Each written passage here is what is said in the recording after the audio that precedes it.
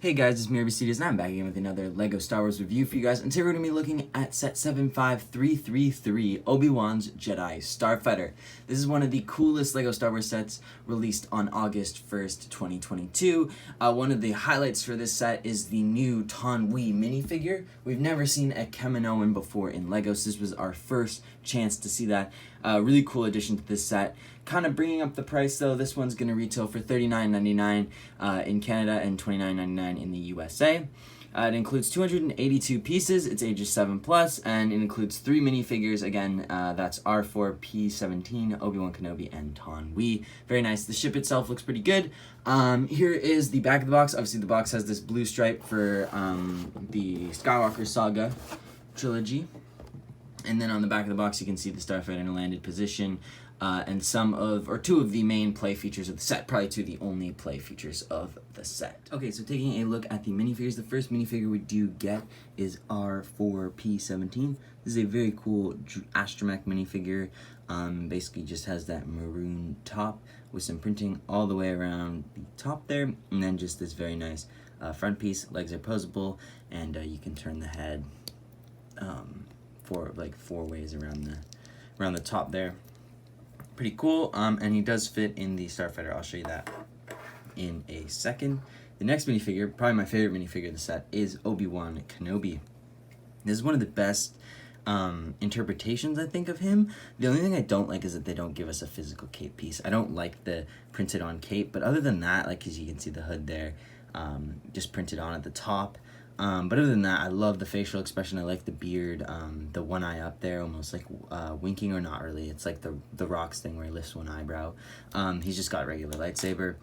And then I love that front printing. It flows so nicely. There's only like one little tiny imperfection there, but it's basically all light gray there, and then he's got the boots on and this robe that comes around, so it's very cool. And then the one other thing they do give you is this hood piece, which I really like. And it goes on like so, which looks pretty good. And then there's one other cool feature is that if you flip the head around, you can get this little communication piece on the side of his head printed, which is very cool. I really like the look on that. That reminds me of those like 2005 Anakin and Obi ones from that set, so very, very cool detail there. And that's about it for that minifigure, so let's put them back down here. And then the last minifigure we do get is Taun We, this is the first time we've seen a Kaminoan in LEGO.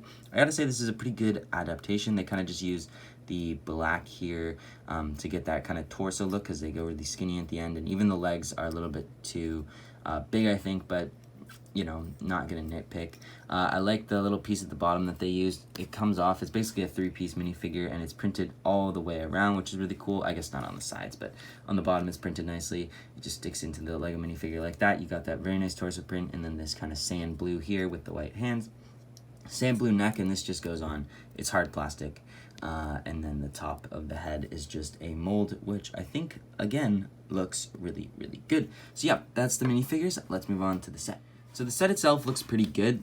I only really have one complaint about it, and that's this panel gap, because you can kind of see it, especially from a top view. You can just see how many gaps there are there. For this expensive of a set, there shouldn't really be that many gaps. Some highlights that I do like, though, is from this angle, it does look very, very good. The stickers on here are not too aggressive and placed correctly, look really, really good. I really like the way this line kind of comes around here and looks from the back, so basically the rear 3/4 angle I really like on here, especially with the engines. I love the look of the engines on here. I think they look really, really good. On the side here you can see a couple places to stick some things. I'll show you that in a second. On the front we have these spring-loaded shooters. These are kind of like the newer ones that they've been using. Basically you just press down and they fire off like so, and I think I lost that stud, so we're gonna leave that out for now.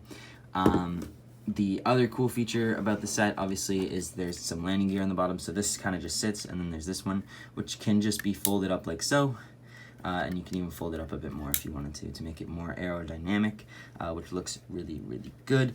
Again, just can't get over those panel gaps, but other than that, really, really good. Love the angle shape here. I love how this connects perfectly. There's no little space. Some of the older, like, Say tins used to have a little bit of a space there, so that's really, really nice.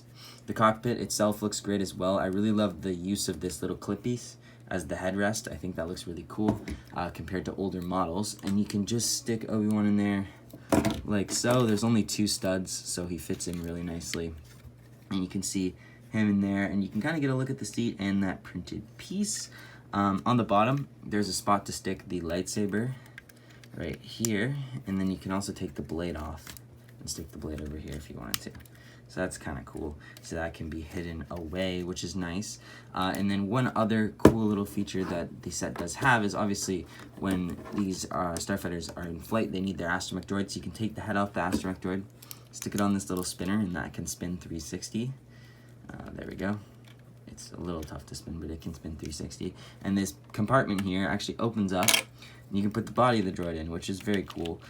So you don't have to have it around. And basically that means everything that you got can kind of be loaded up. The lightsaber, the droid body, and you can go fly to your next destination and then rebuild it once you get there. So that is very, very cool.